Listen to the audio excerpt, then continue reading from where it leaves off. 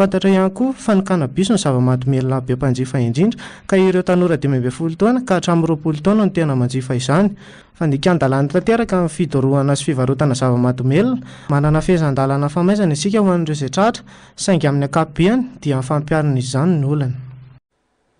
Vaovao ny tontolo iainana kosa indray nampitombo ny Etazonia avy roa endry ny famatsim-bola ho an'ny sehatry ny tontolo iainana amin'ny alalan'ny tetikasa telo vaovao izay nampahafantarina tamin'ny fomba ofisialy androany.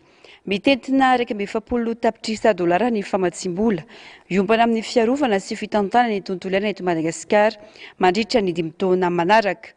Ny USAID Arena tanterahany DAI izay mifototra amin'ny tany ka hiasa eo akaiky ny faritra arovana mba hanatsarana ny fivelomana, hanamafisana ny ezaka fiarovana ary hampihenana ny loza manambana ny zava-manaina.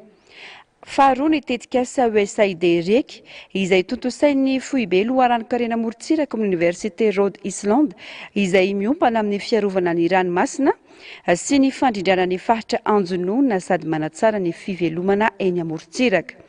Tetikasa fahatelo ny USAID mizana izay tanterahany Alliance Voary Gasy ary ampiasa paikady fiarovana sy ady amin'ny kolikoly hanatsarana ny fitantanana ny tontolo iainana.